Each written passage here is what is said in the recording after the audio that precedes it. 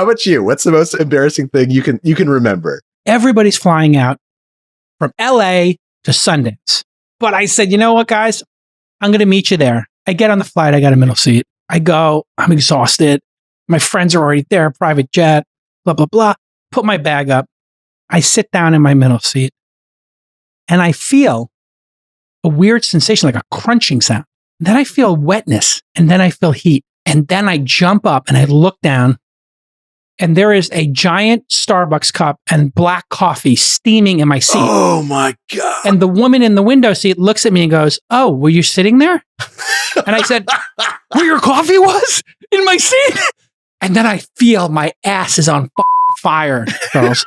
But the plane is taxiing like now at this point. I run to the bathroom. I drop my drawers. I see out of the corner of my eye, my pasty white Irish ass is red. This is hot coffee ass is the name of this story. This Week in Startups is brought to you by LinkedIn Jobs. A business is only as strong as its people, and every hire matters. Go to linkedin.com/twist to post your first job for free. Terms and conditions apply. Mantle, the AI-powered equity management platform designed for modern founders and operators. Get your first 12 months free at withmantle.com/twist. And HubSpot. If you're fundraising, be sure to check out the $1 Million Pitch competition from HubSpot for Startups and HubSpot Ventures. Apply now at hubspot.com/$1 million pitch. All right, everybody, welcome to This Week in Startups. We've got a delightful guest back on the show. Charles Duhigg is here. You, of course, know him. He's a writer at The New Yorker. He's got a new book out, Supercommunicators. And his first book, he came on episode 751 of This Week in Startups a lifetime ago for The Power of Habit, right? That was the book we talked about back then. Yeah, a while ago. Welcome back to the show. How many copies of that book sell? That's got to be a million seller. Hundreds of thousands? Millions. Yeah, no. It's like, I think it's like 12 million across the 12 mil. Yeah. No, I've been very, very lucky. It's been great. So you return, in that case, you return the advance. Which never happens in books. Yes. No, it was great. It was great. It's really, I'm very lucky to have had that happen. And even more, like, I think the fact that many, and I'm sure you've experienced this as well, that when you're lucky enough to sell that many copies, you just hear from a lot of readers who say things like, "Look, I found this book at exactly the right time in my life. I've been drinking for years, and this helped me figure out how to get to AA and change my habits." And that's always like super satisfying and rewarding. And it got picked up in the startup and the business community in a major way, because in the world I live in, startups, people are addicted to efficiency. And if a book comes out about efficiency or communications, that's our wheelhouse. And so you've got a big audience, I think, in the startup community. Yeah, no, absolutely. And that's actually one of the reasons I wanted to write about communication for Supercommunicators is because I was hearing from a lot of like startup folks. I was hearing from a lot of managers saying, I have an MBA from Harvard Business School. Like, I would hear from a lot of my classmates who would say, like, look, like, technical skills are no longer valuable to us. What makes all the difference is our ability to communicate with other people. Because no matter how good an engineer you are, if you cannot communicate and manage other engineers, it doesn't matter. Yeah. 100% communication is the wheelhouse. And when you look back on the Power of Habit, the core thing to take away from that is the systems you set up, the process is more important than your goals or your hopes and dreams and aspirations, correct? If I'm summarizing correctly? Right. That's exactly right. That if you pay attention to these cues and these rewards in your environment, your habits almost change automatically. Yes. But it does mean focusing on those things that oftentimes it's easier for us not to focus on, right? Like we get into the habit of having the same thing for lunch every day. We get into the habit of either exercising or not exercising. And it can feel very pedantic to focus on these small things. And yet, it doesn't matter what you eat today, but it does matter what you eat every single day, right? Yes. Yeah. And this is where, if you want to eat healthier, you have to create the systems process by which this will happen. I did this. I just taught my housekeeper how to make a French omelet because it happens to be one of my favorite things to eat for breakfast, if not my favorite thing. And I just tell her, you know what? Just put it outside my office. It's 3 or 4 eggs. If I happen to skip it that day, it's not the end of the world. I'll give it to the dogs. It's 3 eggs. Yeah. But I don't go look in the refrigerator for food, for breakfast food. I just get those 3 eggs. Exactly. And we actually have a bunch of apples. Like I love apples. And I find that as long as I have enough apples around me, I will never eat anything unhealthy. Right? Because you're looking for something. You're in the flow. You're doing work. You're thinking about stuff. You don't want to interrupt that with having to make a decision. And so just make it easy to do the right thing. You know, I took a lot from the book in my venture capital firm. So as but one example of this, I just said, you know, our business is based on how many founders we meet with, and then our decision-making process. And there's another book, Super Forecasters. I don't know if you know that book. Yeah. Pretty. It basically the premise there is record how you make a decision so you can make better decisions in the future. That's exactly right. It would be the equivalent of like videotape Steph Curry shooting threes in a game, play the video back, and you can learn something from it. Or Draymond Green setting screens. You get the idea. So I just went on a systems process inside my venture firm and said, how many applications for funding can we get? How detailed how many questions can we get founders to answer? And then how many of them can we meet with over Zoom? And sure enough, and then how do we qualify to make a decision-making process? And what I found was I'm now seeing many more of the highly qualified startups and founders that I want to meet with because I built a system to do it, not just a random, you know, I'm going to try to do more meetings today. I'm going to try to do more meetings this week. I hired, 3 or 4 frontline people to just do the first meeting with these founders and qualify them across a couple of, actually 13 variables. And so that's the system or process I set up. And then, the outcomes take care of themselves. If you eat the apple, you eat the omelet. That's exactly right. And what's interesting to me is that, so there are these things that we can assign metrics very easily, right? Like how many meetings are we taking? How many are we getting to the next step? How many are we investing in? And I think that's really, really useful and really important. But there are also a set of soft skills that we can systematize where the metrics are harder. And so as a result, what we tend to do is, and again, conversation is a great example of this, right? We tend to rely on our impressions. Like, was it a good conversation? Was that not a good conversation? Did I get across what I wanted? Do I understand them? And in many ways, when we press to squeeze that to give us a metric or to give us more information, is when we start to learn, because our own intuitions have to be trained against something objective, right? Otherwise, we think that we're a genius. Hey founders, hey startups. When you're hiring for your small business, you want to find quality professionals who are right for the role. But I understand it can be tough to find the time and resources to find that perfect hire. That's why you want to check out, you guessed it, LinkedIn Jobs. LinkedIn Jobs gives you the tools to find the right professionals for your team faster and for free. And LinkedIn isn't just some simple job board. It helps you hire professionals that you cannot find anywhere else. There's over 1 billion members on LinkedIn now, and they're in more than 200 countries. And I know many of you are leveraging different time zones to get work done, different geos to find talent, and LinkedIn is the best place to get eyeballs on your job posting. You know that. Even those who aren't actively searching for a job will see your ad. Why? Because LinkedIn knows who might want your job. Got a lot of AI, machine learning going on over there. So even if they're not actively searching, they're going to see your role. And you know what? Those are some of the best candidates. And did you know that 70% of LinkedIn users don't visit the other leading job sites? If you're not looking on LinkedIn, you're looking in the wrong place. And the best part is when you use LinkedIn Jobs, 86% of small businesses get a qualified candidate in 24 hours. So hire professionals like a professional on LinkedIn. LinkedIn Jobs helps you get the right people faster. And guess what? The first one's on your boy JCal. Post your first job for free, linkedin.com/TWIST. That's right, linkedin.com/twist to post your job for free. Terms and conditions do apply. Tell me about the types of conversations that you're going to confront in your life, because you've really started to organize this. You tell it through, as you do in your books, a series of anecdotes and individuals and heroes who are involved in this process. I won't give all that up because I want you to buy the book. In fact, pause right now and just go over to Audible and buy it, or buy it over at Amazon or your local bookstore, whatever your jam is. We'll be here when you come back from the pause. Supercommunicators.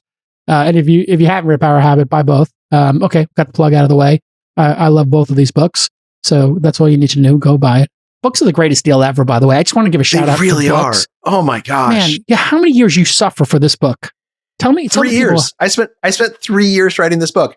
And like, I think about this all the time. I'll go buy a book for like $12. 15. Yeah. And I'll read it in a day and a half. And I'm like, oh man, that author spent 4 or 5 years like writing this novel. And it's the arbitrage there. Value for dollar is ridiculous in books. Cause also you can give the book away then to somebody and get like, and you tell them like, hey, I got a lot out of this book, and you give it to somebody. Now you get all that goodwill, or you resell it for $6 or $7. Now you're down to paying $6 for 6 hours of listening or 6 hours of reading. It's $1 an hour packed with knowledge. I mean, shout out to books that are high quality. And I've only written one and I'm working on 2 now.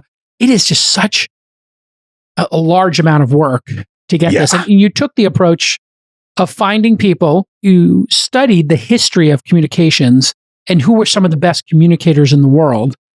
Yeah. Turns out the job I was going to go for, little known fact, I was going to go in the police force, New York City police, out of high school. But then I decided I wanted to be an FBI agent. So I was going to go to John Jay Criminal Justice and get my master's in psychology and forensic psychology. I wound up getting into the internet and I went the different direction. But FBI agents turn out to be super communicators. So let's talk about, you can take it either way you want, the type of conversations we have, or maybe a bit about what you learned about the history of people getting really good at communications and conversations. Absolutely. And it's not just FBI agents, right? There's this great story about Felix Segala, this FBI agent who is kind of a super negotiator, but it's also the CIA. One of my favorite stories is about this guy, Jim Lawler, who's a CIA officer. And when he goes to the farm to do his training, what he realizes is that it's basically a communication school, right? Your job in the CIA is to communicate with other people in a way that you can create trust and empathy, and that you might bring them something and say, hey, look, we're hearing this out of Syria. Can you tell me if it's true or not? Right? It's basically a communications job. And so he goes and he does the training, and then they send him over to Europe. And it turns out he is terrible at recruiting spies. Like literally so bad that he'll go to parties and he'll start chatting someone up and they're like, I think you're trying to recruit me for the CIA. If you don't stop right now, I'm going to report you to the authorities and get you deported. And and so like, and he had wanted his whole life to be a CIA officer. He'd worked so hard to get this job. And eventually he meets this one woman, Yasmin, who is from a Middle Eastern nation. She works in the foreign minister's office, and she's in town in Europe where they all are. And he takes her to lunch and he gets to know her, and he asks her, like, would you consider working for the CIA? And she just freaks out and says, absolutely not. And he tells his bosses, and his bosses are like, you're going to get fired. Like, you're terrible at this job. Like, you've been here a year. You've recruited no one. And so he calls up Yasmin and he's like, will you have one more dinner with me? And she says, yes. And he goes and he has dinner with her, and she's super glum. And he keeps trying to cheer her up, and it's not working. Right. And then at some point he just gives up, and he's like, look, this isn't going to happen. And he just starts being honest with her. He starts telling her about how disappointed he is in himself and how frustrated he is that he's not good at this job. And that's when for the first time she could hear him, and she says, I want to help you. I can do this. And she becomes the best asset in the Middle East over the next 20 years. And so if we read into that interaction, there's a little bit of vulnerability. There's a little bit of pacing. So I happen to know a little bit about this from my psychology background and from being a journalist, because as a journalist, our jobs, like FBI agents or an interviewer on a podcast, is to get information out of the host, out of the subject, make them feel comfortable, and even pace them, which I'm doing right now with you in this interview, trying to pace your level of energy. And I always tell people, like, if the person's slow down. If the person's fast, go fast. So maybe you could talk about what the CIA, FBI learned about vulnerability sharing, empathy, deep listening. There's a lot there, and pacing. There's a ton of skills. Yeah. And Supercommunicators, the book, is really about these skills, right? Yeah. Because what we know is that no one is born a great communicator. There's no personality type that makes you a great communicator. It's just a series of skills that you can practice and make into habits. And so one of the first things that happened when we look at that Jim Lawler, that CIA example, is you're exactly right. One of the things he did is match her. He matched this woman. She was feeling glum, and so he let himself match her emotional state. And what's interesting about this is that when researchers have looked at communication, and we're kind of living through this golden age of understanding the neurology of communication, they found that we tend to think of a discussion as being about whatever we're talking about like one thing, right? But actually, every discussion is made up of different kinds of conversations. And those kinds of conversations, they tend to fall in one of three buckets. There's these practical conversations when we're solving problems or making plans. Then punch list conversations, right? Exactly. And then there's emotional conversations where I might tell you how I'm feeling, and I don't want you to solve my feelings. I want you to empathize. And then finally, there's social conversations, which is about how we relate to each other and how we relate to society. And what I think Jim Lawler, the CIA officer, recognized during that meal is she was feeling down and he was trying to solve her problem. She was in an emotional mindset, having an emotional conversation, and he was being super practical. He was like, oh, no, you don't have to be worried. Like, let's just, let's feel good. Let's remember all the places we went together. Yeah. And it's only when he matched her and he got emotional himself that they were able to hear each other. And within psychology, as you know, this is called the matching principle, that you have to have the same kind of conversation at the same moment to connect. Yeah. And this is where connection's happening. We have these mirror neurons. There's a whole physiology to this.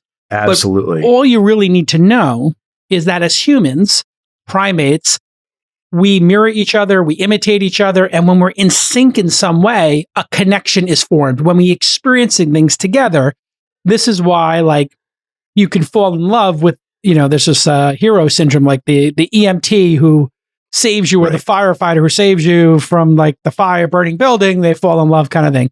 It's a super intense moment in time. You connect on a very high level, but it happens actually in every conversation. And every conversation is this moment to either deepen a relationship or to damage a relationship.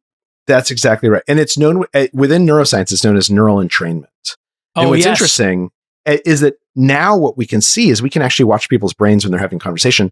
And we can see that as people connect, they actually start to think alike. Their neural activity becomes more and more similar.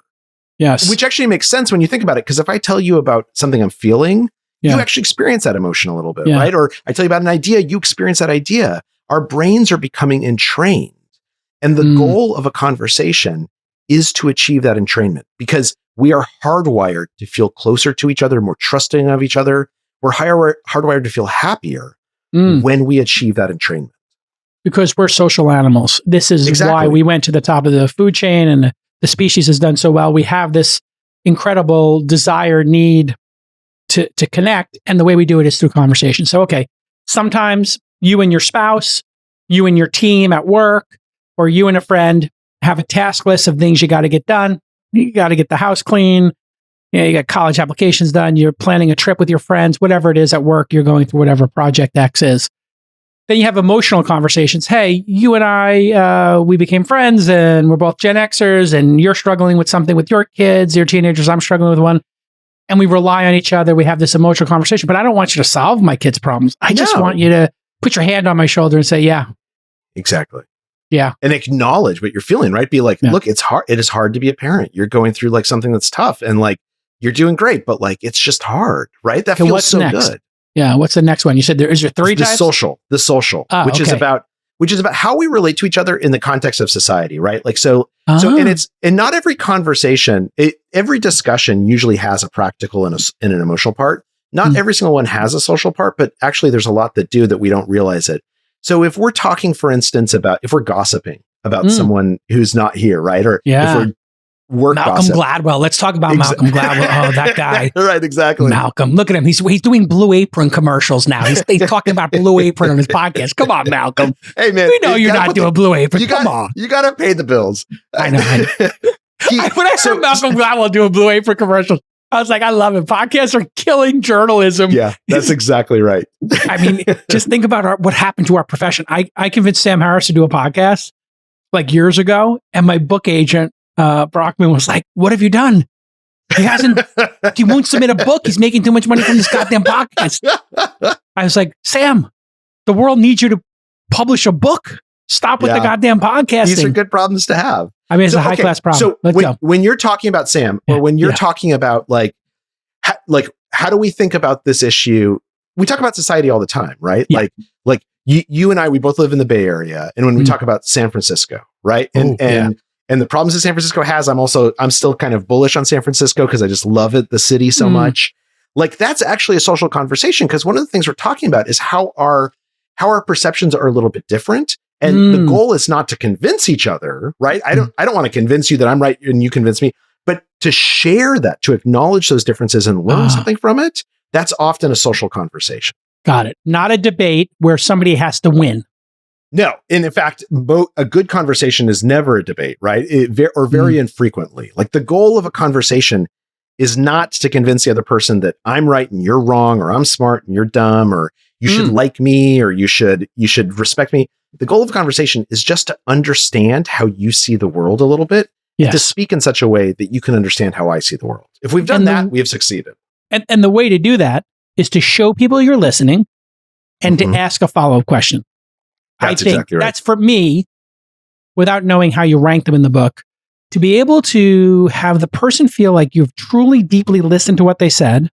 Yes. And then to ask a follow-up question. And this, which I do as an interviewer, and I do it with friends or whatever, I will just repeat back to them something they said. And then I think, what is the most, for the audience, I think, what is the question the audience most wants to hear the answer to? Or that I can come up with a question that they would be really interested in the answer. So it's either their question or it's my question, but they get some great value out of it. Yeah. And so in this case, I'm doing that right now.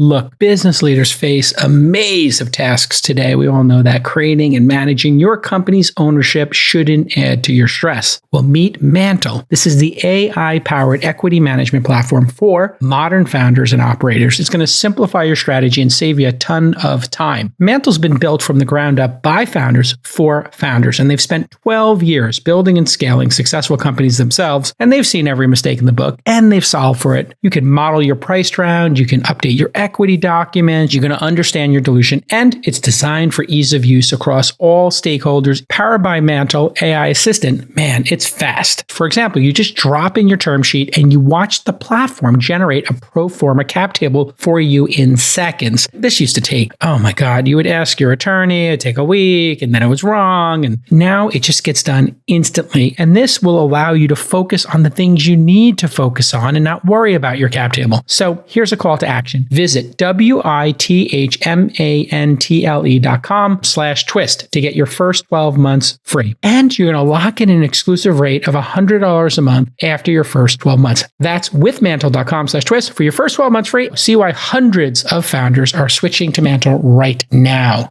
In a social situation, what is the role of humor, laughter, and joking? And there's different types of joking, obviously. But I'm curious, where in these communications and these styles of conversations does the act of laughing about life and humor play a role? Because it's huge. Is kind of my superpower, people tell me, is that I make the conversations funny and I drop a joke in once in a while and I get invited back to more dinner parties. Once in a while, I go too far, I don't get invited back. We got to do some damage control. But I was wondering if you could tell me a little bit about the role of humor in all of this. Absolutely. And you're exactly right that proving that we're listening and asking questions and asking the right kinds of questions. And we can dig deeper into both of those because there's a lot of science about how to do that better and how to do it right.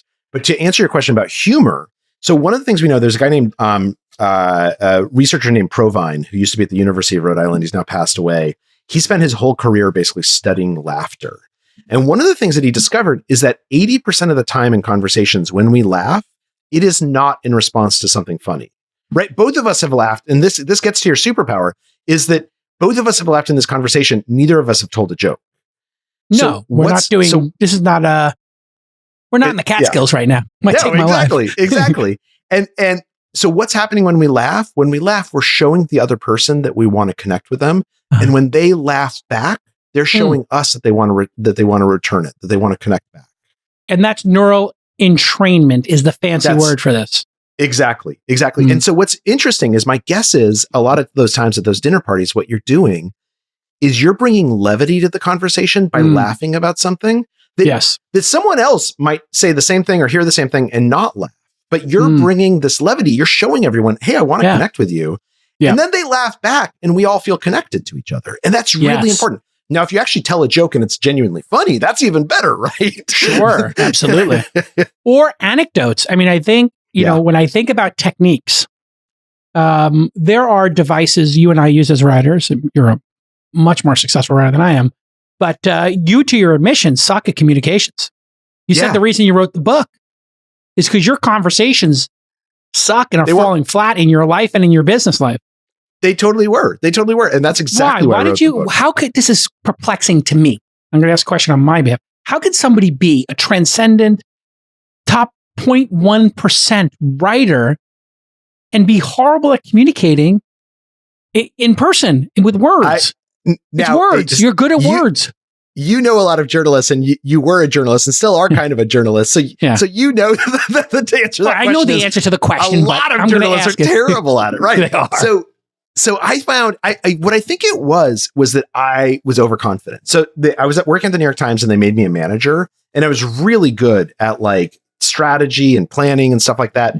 But then people who were working with me would come and talk to me about problems, and I would, instead of hearing them as emotional conversations, I would try and solve their problem right away. And they would get way disgruntled, right? Or they would bring to me something that was practical, and I would think that they were just complaining about like some emotional thing. And then the same thing happened at home, right? I'd come home from work after a long day. I'd complain to my wife about my day. She would offer me some good advice, like, why don't you take your boss out to lunch and get to know him better? And instead of being able to hear what she was saying, I would get even more upset. And then she would get upset because I was upset with her good advice. And it's because we weren't having the same kind of conversations at the same moment, right? Once we learn, and there's a couple of techniques for this. So one of them is asking questions. You brought this up, and this is a great one. Supercommunicators ask 10 to 20 times as many questions as the average person. And many of the questions they ask are a special kind of question that's known as a deep question, which asks about our values or our beliefs or experiences, which can sound kind of intimidating. But it's as simple as if you meet someone who's a doctor, instead of saying, where do you practice medicine? Asking something like, what made you decide to go to medical school? Or what do you love about practicing medicine? Was there something in your childhood that led you to not be good at communication? Sorry. That is definitely a deep question. That is a deep question. But putting it aside, I could see, I think I know the issue that you had a blind side. And I see this with a lot of people who go to get a master's degree from a certain university with certain initials. HBS. You went to HBS. Now, for people who don't know, Harvard Business School is absurdly hard to get into. They accept people. You graduated 2000 or something? 2003. Okay. I dated somebody who went to HBS. I hung out with HBSers. I've spoken there 3 or 4 times. This is the most confident, competitive, problem-solving group of lunatics on the planet.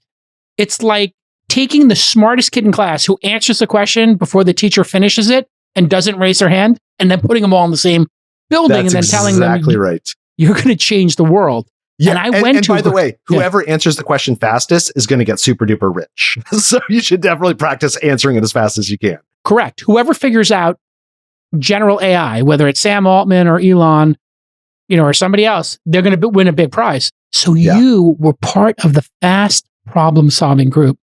The problem is you went into a group of people who don't, that's not how they solve problems. They solve problems by discussing it, meditating on it, and brick by brick, bird by bird, building a mental framework, and then they don't have the courage to just go right to the answer. It's as if you were a chess player with a 1600 rating playing with somebody who's learning the pieces, or as an 800 rating. You're just going way too fast for them, and then that makes them feel small. You made those people feel like they weren't smart. And that sucks when your manager does that. Is that what happened? I think that was an aspect of it, but I actually think the bigger thing is that it's like someone bringing you a checkers board or a backgammon board and insisting that we play chess. Where they would bring me a problem, an emotional problem, and I kept on insisting that it could be solved practically. And it just can't. That's what happens with my wife, right? Like when we get into this thing with her, when she mentions something that she's feeling to me and I try and solve her feelings, oh, you shouldn't feel that way, or here's what you can do. Yep. It's not so much that she feels little or scared. It's that she feels like I'm actually not listening to her. And she wants to play backgammon. And I'm like, nope, we only play chess in this family. That's all we're going to do. And that's frustrating, right? There was a book, Men are from Mars, women are from Venus or something. Let's get into it. Let's talk about gender differences. You do this massive research, and we won't say these are our personal opinions. As far as we're going, we have no opinion on gender and communication differences. But what do the experts say? Well, you and I have been married and have kids, and we have our own thoughts on gender differences. I'll tell you what actually the data says. What does the data say? Yeah. So what the data says is that there's actually very few differences in how genders communicate, with a couple of exceptions. Okay. The first of which is, what do you feel comfortable in? So everybody has this need, everybody has this craving for neural entrainment. Everybody has deep questions proving that we're listening. That works with everyone. But then the question is, from a cultural perspective, where are you comfortable? Where are you habituated? And for many men, we get habituated into practical conversations, right? Into problem solving. Got it. And for a number of women, again, they get habituated. It's more acceptable, or it's pressed on them to be more comfortable having emotional conversations. And so when we say men are from Mars, women are from Venus, it's actually not true. It's that everyone's from Earth, but men might spend more time on Mars and women might spend more time on Venus. But that doesn't mean it's something about our brains. It doesn't mean it's part of our character. Interesting. It means simply that we've been inculcated with it, right? The same thing is true across different cultures. So if you were to go to, there's a question that I ask whenever I give speeches, which is turn to the person next to you and ask and answer the last time you cried in front of another person. And people love this exercise. It's a famous exercise by this guy, Nicholas Epley at University of Chicago. In Asia, in Japan, that does not work. Like, people are not comfortable talking about the last time they cried. They are comfortable talking about the last time they saw their parent cry. Whereas in the US, that actually might feel kind of like a betrayal, reverse. Right? Yeah. Yeah. And so, but that doesn't mean that like we have a different tolerance for intimacy. It means that these cultures teach us different norms. And part of being a good communicator is just recognizing those norms, just recognizing this is the norm I'm steeped in. This is the norm you're steeped in, but we're not bound by them. Fascinating. So, and I wonder, because I've heard this from some enlightened friends of mine who've had long-lasting marriages, is that the style difference that we're referring to here, men are sent to Mars, women are sent to Venus, but we both could go to either planet. It would just maybe society pushes us there in America. Now we're forced to be constantly in problem-solving mode as men. And women are being told or pushed into or subtly navigated towards emotional or conversations with more resonance. You put those two things together, those are the exact polar opposite conversations. Like the techniques that work in one, the styles that work in one, and the goals of each of those is completely different. As you've just explained, the goal of the emotional one, I think, is to feel heard, to know you're not alone, empathy, and to experience in this, mirroring, etc. The goal of the punch list one is to feel like you made forward progress. And that one, I guess, being shorter would be better. And for the emotional one, longer would be better. Is the duration of the conversation matter? No, it really doesn't. Because if you think about it, like I'm sure you, in your VC firm, you guys have practical conversations that go on for weeks, right? Should we make this investment? Should we not? Like that's not, and there might be some emotional aspects to it, but it's primarily practical conversation. So the duration doesn't matter quite as much as just once we are aware of these three conversations and we learn to look for the signals of what kind of conversation we're in, we can almost automatically overcome the challenges that it presents. It's just a matter of awareness. And the reason why is because if you think about it, and you mentioned this before, communication is Homo sapiens' superpower, right? Yes. It's the thing that has allowed our species to be so successful. Yes. So as a result, our brains have evolved to be really, really good at communication if it's given the right inputs. So what happens is that when you hear there's three kinds of conversations, here's some ways to try and recognize which conversation you're in, your brain will actually make that into a habit very, very quickly. And so you don't have to think about it. Back to the power of habit. When you get into a conversation, step one, this is a social conversation. We're chewing the fat. Everybody's looking to explore ideas, get to know each other. Are we having an emotional conversation? Hey, I need to give you empathy. I need to understand what you're feeling. Or are we doing the punch list? Are we doing a practical conversation here? and then you can come into it with a different expectation and technique. And here's my favorite example. So you're sitting in a meeting, right? And you're waiting for the meeting to start. And the guy next to you, you just turn to him and you're like, hey, how was your weekend? And they say something like, oh, I went to go see my kid's graduation. It was great. Right? Now, the practical mindset, you could be like, oh, congratulations. Okay, let's get down to the agenda. But the super communicator is going to say, oh man, that sounds amazing. What did it feel like to watch your kid walk across that stage? Like, was that awesome? And your friend is going to answer for 15 seconds. And then you can be like, oh man, that sounds really cool. Thank you for sharing that. Okay, let's get down to the agenda, right? When somebody signals to you what kind of mindset they're in, and they might do it subtly just by saying like, I went to my kid's graduation, it was great. Then if we match them, if we ask a question, particularly a deep question, how did you feel about that? What we're doing is we're giving them an opportunity to align with us and for us to entrain with them. And it doesn't have to be super time consuming. It doesn't have to be super intimate. We don't have to be weeping on each other's shoulders. But when we do that, we both feel connected to each other. And that's going to make that practical conversation a lot easier to have. Yeah. What role, this is like so great to have you on here because I get to ask my own personal questions here. What role do anecdotes, storytelling, I understand metaphors, analogies have a certain importance in communication. It's pretty obvious what they are. They help you understand something faster or in a deeper way. But I notice, and I noticed in my life when for some reason, maybe it's the Irish and the Greek in me, storytellers both, I grew up listening to anecdotes, right? I'd sit around the table, my Irish uncles, aunts, grandparents, cousins, everybody be telling stories. And the Greeks do this particularly well as well, just over different beverages and libations. What role did telling anecdotes and sharing these stories have? And then self-deprecation, same question. What are the roles of anecdotes and being self-deprecating? Because I've been self-deprecating for a long time. I just thought it was a funny comedic device. And also it was something I learned on the stoops of Brooklyn because we used to break each other's chops.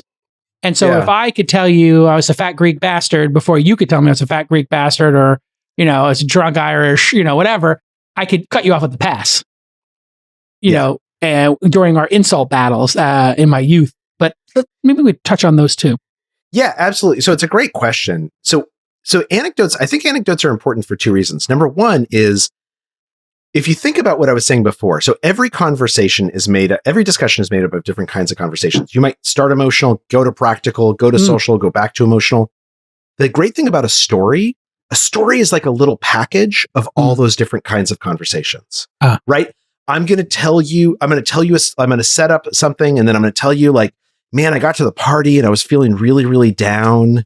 But then Jim came up and he handed me this drink and I didn't know what was in it. And then later on that night, I found myself in bed with Susie, right?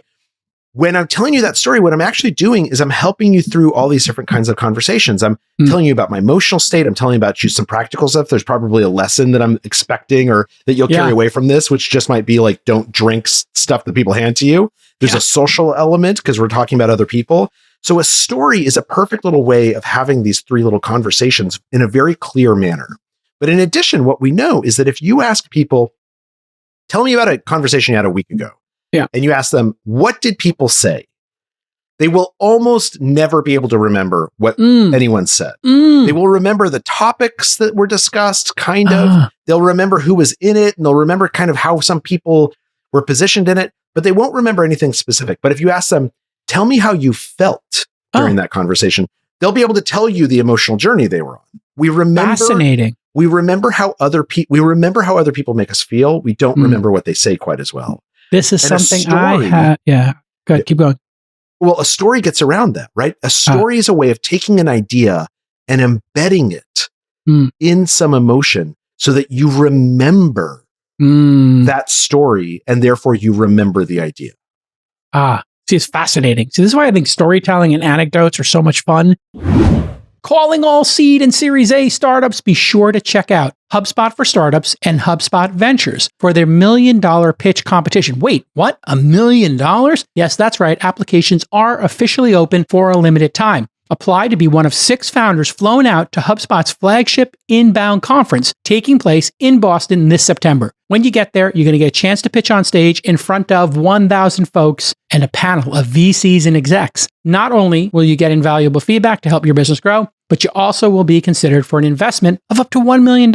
Again, you heard that right. 2 commas, $1 million. Submissions are open until midnight Eastern Time, May 17th, 2024. So let's get those applications in, folks. This is a huge opportunity to showcase your startup's unicorn potential. So get your submission in and don't miss your shot. Here's the call to action. Super simple. Get ready to enter HubSpot for Startups and HubSpot Ventures $1 million pitch competition. Apply now at HubSpot.com/$1 million pitch. HubSpot.com/$1 million pitch. All one word, no spaces, no dashes. The link will be in the show notes. And good luck. I hope you win a $1 million investment at the $1 million pitch competition.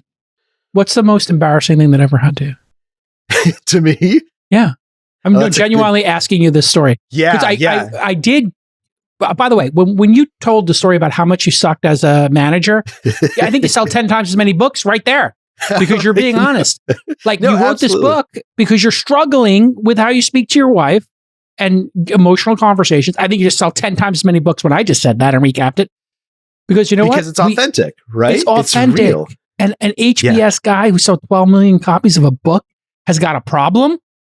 I mean, many problems, my friend. I know, but for somebody who's a great writer to be a communicator is like the best, way to present the book.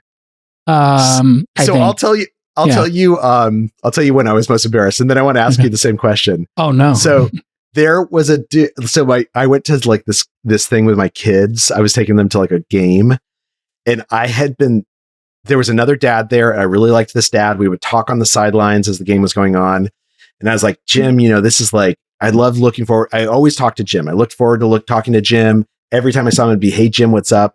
And 5 games in, he was like, "By the way, I just needed to let you know, my name is Steve." I was like, I am such a dick. Wow. Yeah, that is. Yeah, that was. I was somewhat red faced at that moment. How about you? What's the most embarrassing thing you can remember? It's not just the most embarrassing; it's the most painful. Yeah. Yeah, it was physically the most painful I think I've ever been in, and the most embarrassing. So I sold my second company, Weblogs Inc., which was the producers of Engadget. You probably remember that blog. It was the number one blog in the world for a while, Autoblog. So I'm like in my early 30s, this is 20 years ago, and I sell the company. We sold the company for $30 million.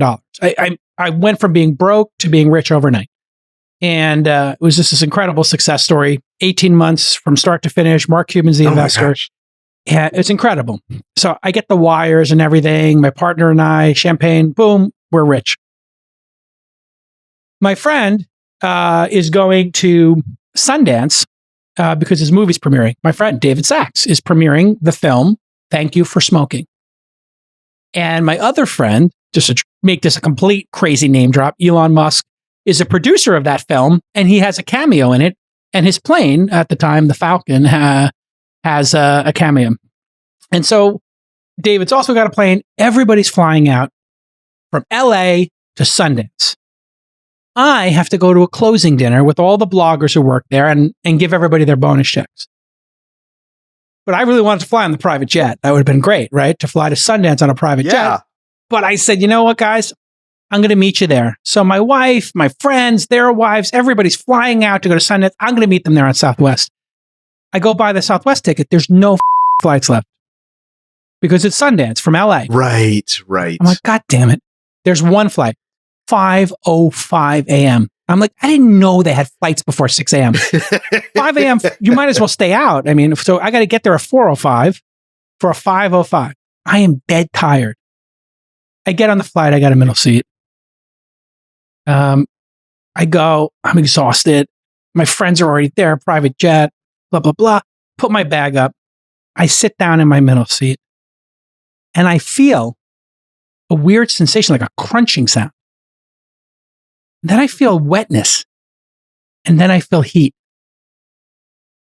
And then I jump up and I look down and there is a giant Starbucks cup and black coffee steaming in my seat. Oh my God. And the woman in the window seat looks at me and goes, "Oh, were you sitting there?" And I said, "Where your coffee was? In my seat?" And then I feel my ass is on fire, Charles. But the plane is taxiing like now at this point, and like the woman's trying to, or the plane's about to taxi, everybody's seated. I run to the bathroom. I drop my drawers. I see out of the corner of my eye, my pasty white Irish ass is red. And I realize I may have to go to the hospital. So I start pouring, this is hot coffee ass. This is the name of this story. I start, you know how you can get like a little bit of water out of that? Yeah. I start putting that on my ass. Little scoops of water. And they're banging on the door. "Sir, we have to take off. You have to come out of the bathroom." I'm like, my ass is on fire. I can't get out of this bathroom. So I start taking my pants off. I take my underwear off. I cool my ass down. Now there's like 3 or 4 people around the back of the airport. "Do you need an ambulance? Do you need whatever?" Because now the flight attendants know what's happened. I mean, Starbucks coffee's hot. Yeah. It's very hot, especially when you don't have milk in it. This was black coffee this woman was drinking. So I take my underwear off. I put my khakis back on. My khakis are destroyed. Right. My ass is steaming. But my ass is still burning. So I take some of the seafold napkins and I wet them. And I paste them to my butt. So I have coolness on my butt because I know I got to get the temperature down. I put that on. I got the my white tighty whities are black, but I can't put them on. And so I get out of the thing and I'm holding it and I look. The whole plane is looking at you. I got the whites. And I walk back to the seat. The woman has her magazine or book, whatever, like this. She does not want to make eye contact with me for this next. Does she apologize? She says nothing for the rest of the flight. Nothing. And I felt bad for her. And I said to her, "Don't worry. Like, it's like only first-degree burns. It's not like my ass isn't blistering, whatever." I get there to Sundance. I'm freezing my ass off, literally, as you know, it's cold. I'm getting in my SUV. And my wife wants me to pick her up, get back to the house, whatever, get changed. So I got this underwear. So I just tuck it into the side of the console, between the seat. I go pick everybody up. I got everybody in the car now. David Sachs, everybody. And like my wife pulls the underwear out in front of everyone. "What's this?" Oh my God. And I said, "I had an accident on the plane." It's technically true. I did have an accident. Technically true. Technically true. Literally the most embarrassing, twice embarrassed. Yeah. Yeah. It's brutal. It's good times though, right? It's like, it's a great memory. Yeah. I also thought there's something humbling about this. Like you've finally, the kid from Brooklyn became a millionaire. Always feared being poor. And now I'm a millionaire, finally. I got my dream. And I still got to take this 5 a.m. flight. Yeah. And I still burnt the out of my ass. And you know what? Doesn't matter how much money you have, you're going to sit on you're going to get hot coffee ass sometime. It's going to happen. Life has it does a very good job of forcing us to recognize our limitations and keeping us humble if we're not. So you had asked about self-depreciation. So I think one of the things. Yeah. Depreciation. Yeah. So I think one of the things I think one of the reasons why that's so successful is because it's very authentic, right? So one of the things that we know is that people's brains are very good at detecting inauthenticity. Like we've all been at that party and someone asks us, where'd you go on vacation? And we recognize like 3 seconds in, they don't care where we went on vacation. They just want to tell us about where they went on vacation, right? Tell us about the yacht they rented. Yeah. So our brains have evolved to be very good at detecting this. And I think one of the things that happens with self-depreciating stories is that we tend, it's a way for us to be authentic, right? Without having to fake it. Oftentimes, like if the story is true and you genuinely kind of look like, the butt of the joke, right? If you have yeah, exactly. Then I think what it does is it conveys that authenticity and it makes other people trust that everything we're going to say might be authentic because we've been willing to share something vulnerable. When people have an ask, they want something from the other person. This is a certain dynamic of conversation. You want the job. You want the promotion. You want the investment from the venture capitalist. You want the customer to sign on the dotted line. You want to get your book signed. You want to get your book approved, and you want to get a publisher. There's an imbalance there. There's an asker, and there's the person who can give. It's not necessarily a negotiation. That's a separate category.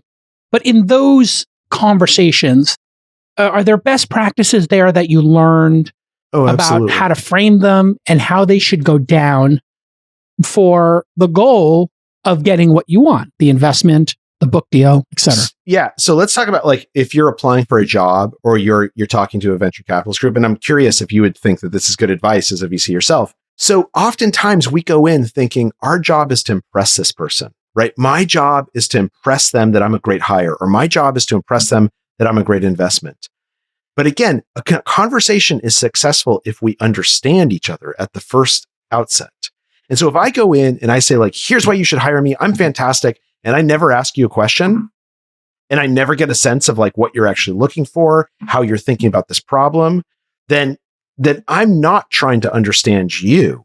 I'm just trying to force you to understand me.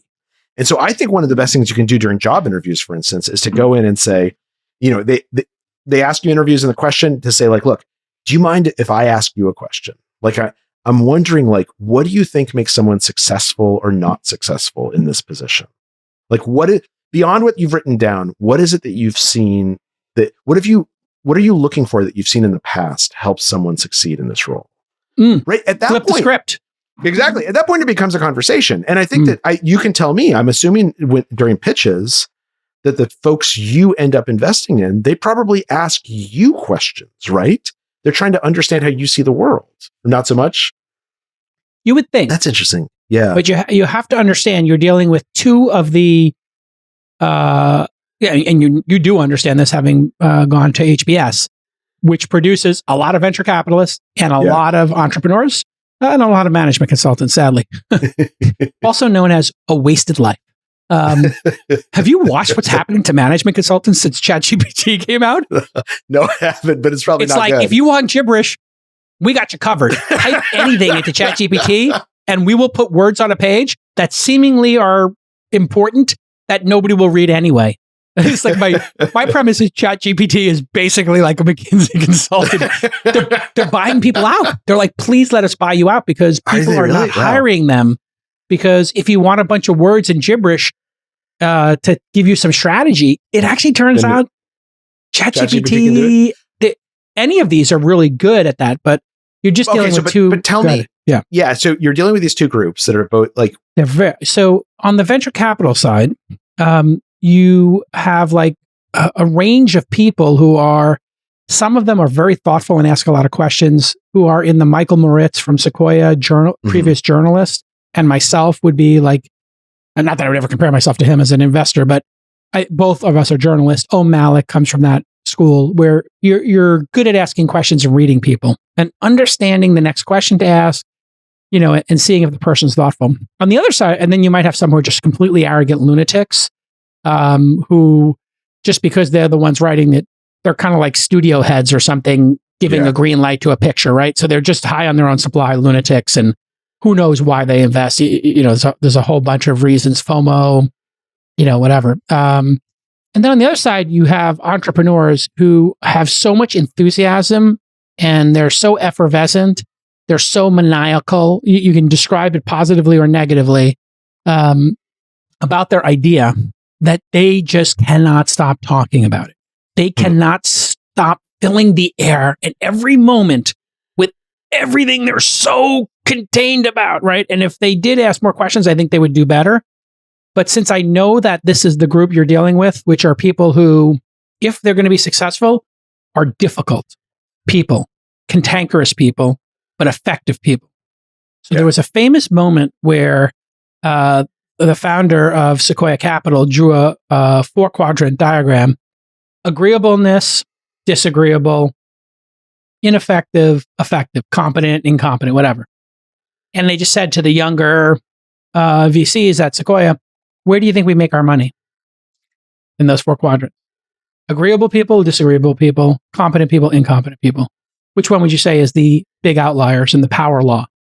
Well, I'm guessing that what the younger VCs said is they said agreeable, competent, and it's actually disagreeable, competent. Correct. 100% correct. It turns out, like, Steve Jobs, Bill Gates, like Zuckerberg, these people are not easy to get along with at times. Yeah. And Travis from Uber, he's got his own vision of how this is going to go, but highly competent. You make money on competent, agreeable people too, just probably not going to be the outliers. So when confronted with a disagreeable person, like a founder who might say, like, why should I have you on the cap table? Or that's a stupid question. Like, I've had a founder say that's a stupid question.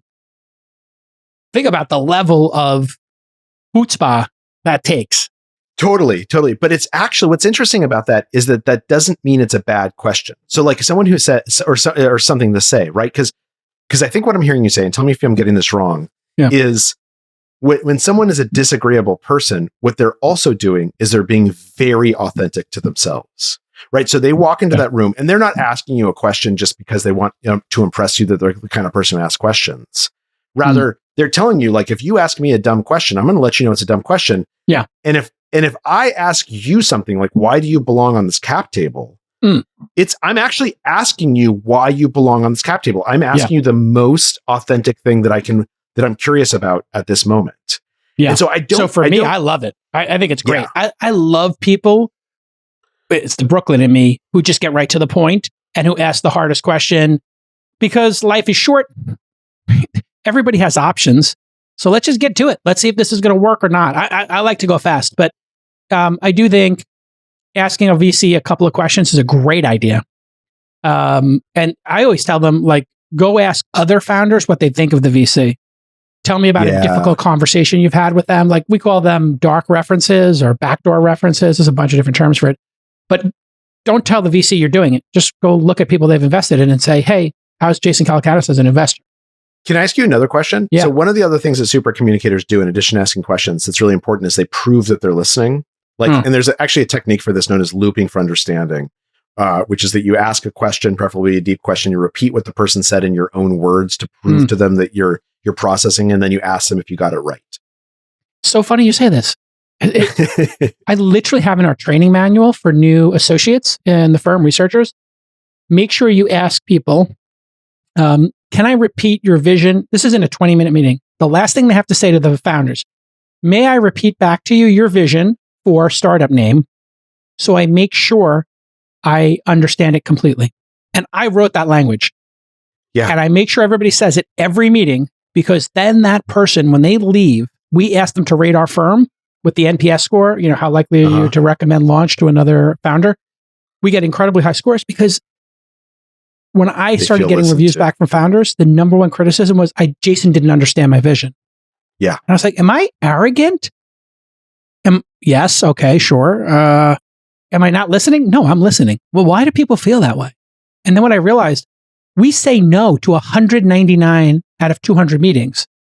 If somebody says no, it's very easy for the person to frame it as, well, they didn't understand. If they understood my brilliance, exactly, they would have green-lighted my movie. They didn't hear what I was telling them because they weren't really listening. Yeah. So I created a device to cut them off at the pass. Yeah. I think it's really, really smart. And what we know is that, again, hardwired by evolution into our brain, is that if I believe you are listening to me, I'm more likely to listen to you. Yeah. So my question to you is, when you're evaluating a potential investment, how much do you care about whether that entrepreneur will listen to you? Like, how much of that is a factor in how you make decisions? That's interesting. I think that you have to understand, if you want to be great at venture capital, that your returns, which is how you'll be judged ultimately, are completely dependent on you hitting a company in the power law. A great outlier. I was lucky enough to be the third or fourth investor at Uber, made my career, but then I did it with Robinhood and a couple of other companies, Calm, other great companies. And it turns out missing a company, omission, is the big sin. And so, the great founders do not need help from their venture capitalists. This is the big secret. That's interesting. The whole venture capital industry is predicated on this patina of, we're here to help you, and it's going to be like this mentorship and we're going to be there by your side. And it turns out a lot of times the founders just run off with it, and you're lucky along to be on the rocket ship. Like, you literally got on the rocket ship. What is the passenger on the rocket ship? What is their impact? Nothing. They lit the candle. The candle went to the moon. That's it. It got to escape velocity. So people kind of over-index or maybe overthink how much impact a VC themselves can have. So I do like somebody who I can have a vibrant discussion with, but I don't like somebody who changes their vision based on a question I ask. So sometimes I'll ask people a question. So should this be a consumer product, or should you be selling to enterprises? And they're like, well, I just presented a consumer product to you, but do you think it should be enterprise? Because we can make it enterprise. I've literally had people change their business model in the room, and I'm like, I was asking you to get your opinion on why it's not enterprise, but I don't want you to switch it. I actually asked that question in good faith. Like, I don't know the answer. Like, how did you come to consumer versus enterprise, right? So I guess I like somebody who can battle it out and debate stuff. I don't care if it's quietly, over SMS, over email, doing a walk and talk, or on the phone, or screaming. I don't care. I care about the outcome, but I don't like somebody who is willy-nilly and will flip their vision based on a question I ask. Well, and I think that gets at the heart of like why conversations work, right? Because if a conversation is one way, then it's not a conversation. And one way doesn't mean just that I'm monologuing and you're listening. It can also mean you're not bringing anything to the conversation. I'm asking you a question and you're assuming that I have already made up my mind. You're not actually listening to what I'm asking you and showing me that you're listening by responding and saying, actually, let me tell you why we're going consumer rather than enterprise, because enterprise is the stupidest thing on the face of the planet, right? Yeah.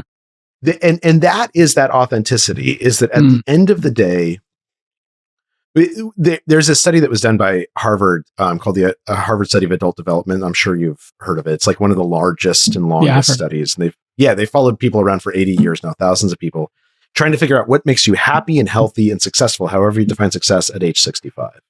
And what they found is that the only thing that basically predicts that is having a handful of close relationships at age 45. 100%. Yeah. And that the way we create those close relationships is not simply by calling people up and following their lead. It's by leading together, right? Yeah. That if you say something authentic, I'm going to say something authentic too. If you say something revealing, I'm going to reveal something about myself. And that doesn't mean I'm going to agree with you. It doesn't mean that we're like the same person, but it does mean that we're going to feel connected, right? And the people you love and the people I love are people we don't agree with all the time. Yeah. They are people who know how to connect with us despite the fact that we disagree about things. I think that study is so profound, by the way, the one you're bringing up. Because at the end of the day, the conclusion I've come to, and I lost a couple of friends over the last couple of years. Tony Shea, from Delivering Happiness, and Zappos died tragically. And Dave Goldberg, Goldie, died as well. There's two guys I play poker with all the time. And I realized, wow, I have a collection of memories, also conversations, with those two gentlemen. And at the end of our lives, what do we actually have? We have a collection of memories. Yeah. With certain people. And to your point earlier in our conversation, and how those conversations and moments made us feel. We may not remember the entirety of those, but we remember how they made us feel. And this is why when I was a young buck editor, I made people feel terrible. I was like a hardcore person. And I then started to think about how I was making people feel. And I incorporated a lot more levity while still delivering, hey, we have a standard to hit. We're in a competitive space. You gotta work harder. This product is not acceptable as delivered. Where I used to just kick people out of a meeting. Like, my God, this is garbage. Get the fuck out of the meeting. I literally would kick people out of an editorial meeting. Come back when you have something to contribute. Now I would just say, hey, this is not the standard we're going for. Please, give it another shot. And we're better than this, aren't we? Because we're not going to do well if we produce this. So I don't know if you need some help with this or who you can run it by, but let's give it another shot and try to level this up. Well, and Goldie, I think, is a really good example of a super communicator, because when I was I met him when I was covering the music industry for the LA Times before I went to the New York Times. Launch.com.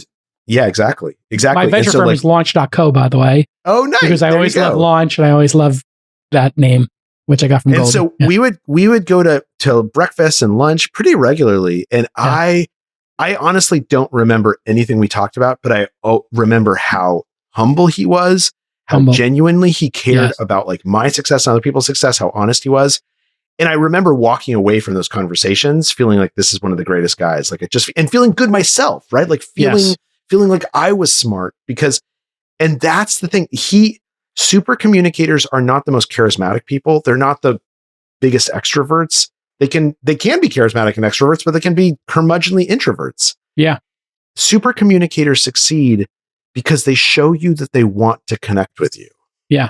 And that feels special. Yeah. And he wanted to connect. If he was having a conversation with you, he was genuinely present in that conversation. He wanted to connect with you. Yep. He did not want to impress you that he was I actually didn't even find out who his wife was until like I had known him for 3 months. Yeah. And I was like, how do you afford this life of yours? And he's like, well, my wife works. she got on the right rocket ship as well. Yeah, exactly. The actual rocket ship quote is from Cheryl. Is it really? Yeah, she said if you get a seat at a rocket ship in Silicon Valley, take it. Yeah. Because it's just very rare that the rockets, take off and you get to be on one.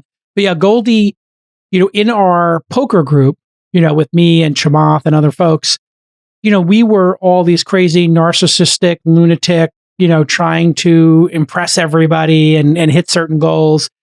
And he was just the most thoughtful guy who would talk to you about how you were doing and mentor you. How are you doing in your life? And they got a word for that, mensch. And he was a super mensch. And it turns out, super communicator, super mensch, they're probably adjacent. Basically the same thing. Yeah. Could be the same thing. Listen, I've kept you for over an hour. This has been amazing. Everybody go buy the book. Charles, we should chew the fat and have you on the pod again, like every year. Absolutely. Just come on. I would love that. We should just talk shop because you got a lot of great insights. And I think we're both Gen Xers. Yes. Come down to Santa Cruz sometime. We'll go surfing together. Absolutely, for sure. I don't surf. I ski, and I've gotten more into skiing. But you surf out down there with the shark? You got it. So I didn't start surfing until like 10 years ago when I was 40. It is way easier than people think it is. Not easy, but like it's more approachable. It's also so fun. I am not a graceful person. I'm not an athletic person. I feel like I am living poetry on a surfboard. I don't look that way, but I feel it. That is what you're experiencing is flow, right? Yeah. Where the whole world disappears when you get up on that board and you are connecting with that wave. There is nothing else in your mind. Exactly. And that's what I get from downhill skiing. I got a place in Tahoe. After Tony, I never shared this, but since we're having this like super communication moment, when Tony Hsieh died, I was talking to a friend. They said, "What do you do for fun?" I was really depressed, if I'm being honest, about his death. And I was like, they're talking about happiness and how much happiness he brought to people. And so I said, I work, I invest, and, I take my girls over here, and they're like, "Oh, that's things you do for other people, Jake Al." I'm like, "Okay, I play poker with my friends." Like, "Okay, yeah, that's something. What else?" I was like, I couldn't come up with anything I did for myself. When you become a dad and you've got 400 investments and you got to do 3 podcasts a week, just your life as you become an adult gets filled up and you're not doing anything for yourself. Essentially, you're just a mule. This is what happens to men, specifically of a certain age. I think you become a mule, and I think moms have a different type of experience they have, and they also can become mules. And so I said, I like skiing. How often do you ski? I was like, I go like 3 or 4 days every other year or something. And then I did 2 seasons back to back, 40 and 39 days. Oh my gosh! Yeah, I did more skiing in 2 years. Incredible, life-changing. Did it feel like were you happier on the days you weren't skiing? Like what did that do for you? My happiness and my brain chemistry went 5x in terms of my happiness when I wasn't. And when I don't ski for an extended period of time, I get sad. I'm sad in the summer because of skiing. So I got to pick up surfing in the summer, I think. Surfing, you got to come do it, man. I need a flow experience because I don't, and I had it this summer. Last summer I went, have you ever done an e-foil? These boards. Are they cool? Yeah, I've seen them. So I did the e-foil. I had an instructor. I was on a lake, which makes it super easy. And you climb on the board. And then when you get your balance, first you ride the board just like laying on it. and you have a remote control, and you just hit the button and then you lean back a little bit, and the foil that's under the water with the blade, when it angles up, it lifts the board up out of the water. So now the board comes off the water, and you're just on the foil. And it's the closest thing to flying I've experienced, but it's very analogous to skiing. And I've skied very fast the last couple of years, like over 50 miles an hour on diamonds with really, really great skis, and just that feeling of you have to start to have this flow experience, and then you're popped up on the board. And then you lean back, and the board pops out of the water, and you lean forward, and it goes down, and you lean a little left, right. It is the most magical experience when you figure it out. And I think it's what happens to people when they catch a wave. Yeah, no, it's exactly the same thing. Yeah. It's because it's so hard. And it's also like, you're so in touch with nature, right? You have to pay attention to the ocean. And as somebody who like spends most of his time on a screen, like when you are close to something natural, like in a kind of intimate way, like you have to pay attention to it. Yes. Then it actually feels very redemptive. I think it's the same thing going down the mountain, right? Yes. It's not just the speed, it's the snow, it's the sound, it's the quiet around you. Yeah. It's the gravity of it, right? Like, I think it's magical. Well, and there's something also about speed and being in the moment where it requires 100% focus, because I've had moments where I'm drifting off and I was like, oh, I'll just listen to a podcast while I'm skiing. Nope. I can listen to music while I'm skiing, and I'll listen to a podcast or an audiobook. Because you're going to bite it and you're going to destroy yourself. And biting it at 50 miles an hour on a diamond, no bueno. Not good. Especially not at 53. Something's not going to go well. Season over. And man, I had so many profound moments. And it's great for writing too, I suspect. When you get off at surfing, a writing session must be great. Yeah. No, it's definitely like, I love it. Anyways, come down. We'll surf What's together. your favorite book on writing, by the way? I'll end on that, because I know writers like books on writing. My favorite book on writing is probably actually this book by James Stewart, who's at he's a columnist at the New York Times now, but he also used to write for the New Yorker and still kind of does. It's called Follow the Story. If anyone wants to learn how to write, Jim Stewart's Follow the Story is a great, great book. But I don't know this. Oh, it's a great book. I'm going to get it right now. Like a non-writing book that I think teaches you a lot about writing is A Visit from the Goon Squad by Jenny Egan. What's the premise? So it's a series of vignettes about these interconnected characters in the music industry. It won the Pulitzer Prize a couple of years ago. It's a great book, just so much fun to read. I'm looking at it right now. Oh, so it's nonfiction. It's fiction. It's fiction. Yeah. Visit from the Goon Squad is fiction. And the thing is that, like, when you read really good writers, one of the things that they're doing is they're teaching you how to write. 100%. Right? Yeah. This is why I always loved Michael Crichton. I don't know if you've read Michael Crichton. Oh my God, I love Michael Crichton. He's it's great. The easiest reading, but it also, there's something about the writing you and I do about business, about, nonfiction writing. He was a nonfiction writer putting a layer of fiction on it, where he's like, hey, you want to understand DNA? Let's talk about Jurassic Park. Oh, you want to understand aviation? Airframe. Most people haven't read that. But he really, like, and the story never stops. It just moves so fast. He's respecting you as a reader. He's taking care of you, right? He's like, I want to teach you something, but I promise I'm not going to make it spinach. I'm going to reward you for learning. It's great. My two favorite on writing, Stephen King's On Writing. Have you read? No, I haven't read it, but people have recommended it to me. I should go read it. Just listen to it or read it. It's a great, like, if you're just going for a walk, to listen to.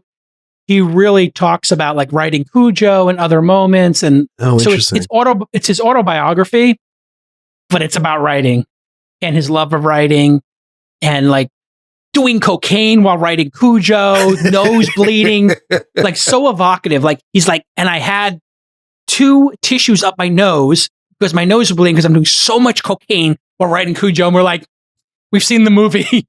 It's definitely a cocaine-driven movie. Dogs are, like, chasing you everywhere. We know, Stephen. We believe it's you. So great. We believe you. Oh, I'm going to go buy that today. And then Anne Lamott has a book, Bird by Bird. Yeah. Which is a bit more of, like, a practical, warm you up to writing book. So I always just tell people, like, and then if you just want to get inspired, Born Standing Up. I love that book. It's so beautiful. He is, And like, have you watched there's this documentary that just came out? There's a Netflix documentary out now. Yeah. Yeah. Or I think it's Apple. I think it's Apple TV. Apple. Yeah. The first episode is better than the second one because the first episode is about how when he was young. And like the thing that none of us realize is that Steve Martin was the biggest celebrity in the world. Like this is before we were born, right? In the 70s. He was like Bono. He was bigger than Robin Williams. He was bigger than everyone. He was selling out, not arenas like Dave Chappelle, not like the Staples Center. He was selling out giant stadium. He was selling out football arenas.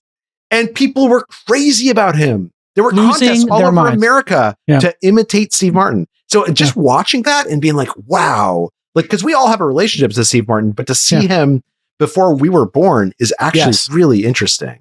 And, you know, he wanted to do other things too, which is the thing I really respect about him. He got into banjo. He got into plays. He got into writing novellas, which I think means a short novel. And collecting art, right? And like, I didn't know that. Yeah. Oh, he's a huge art collector. I didn't know that. Yeah, watch it. I think you'll like the I can't wait to watch it. I think that's just like for me on the biography tip.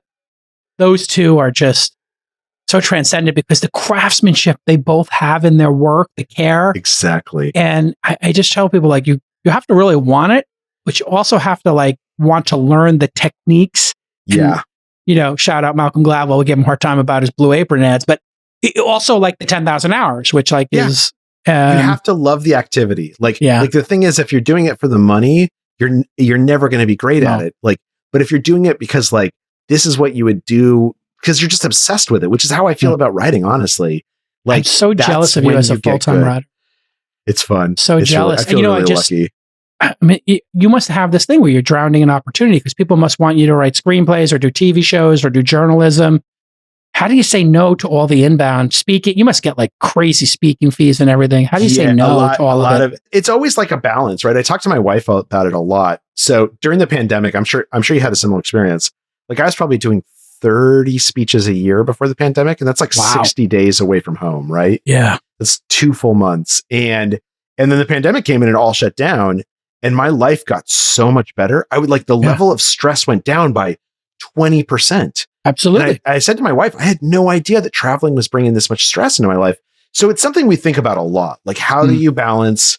Because it's not just the money. It's also like if you're a public intellectual, you want your ideas out there. You want to be talking about them. Yeah. But I mean, also efficiency. How do you say, because I'm getting these like, your fees must be higher than mine, but I regularly get 50, 75K 1 hour speech gigs. And I'm like, whoa. That's like a year's salary for everybody else. Totally. How do I say no to that? And I'm saying no to them now. Yeah. I think you have to. Like you have to say like at some point, I'm making decisions. Every time I've made a decision just for money, I've ended up usually thinking like it wasn't a great decision. Right. And so I think part of it is that you have to be able to have a criteria beyond those dollars to say like, does this bring me into a town? Is it an audience that I'm really interested in and that I want to talk to? Does this bring me into town where I have a friend who I haven't seen in a long time? Yep. Is this right? Is this something where I can feel good about? I got an invitation to go talk to this about. I actually ended up saying no because I'm not an expert on this, but it was like DEI in a community that's very anti-DEI, and I was like, I'm not a DEI expert. I can't. I don't know that I'm going to add much, but things like that are mission driven are very. That's a fascinating discussion, the DEI one. Yeah. Save that for when we do another episode. I love it. You and I are pretty natural in conversation. I like talking to you. Let's do another one. I think the audience is going to want a part 2 of this. I love it. Yeah. Listen, everybody just go buy both books right now. Stop what you're doing. I mean, books are like, honestly, books are the best deal in town, just like podcasts, and some authors can do both. Charles, you're just such a great guest. Thanks for sharing so much and putting yourself out there. And I think I got to get down there to Santa Cruz and get on a wave this summer. Anytime. All right, we'll see you all next time on This Week in Startups. Bye-bye.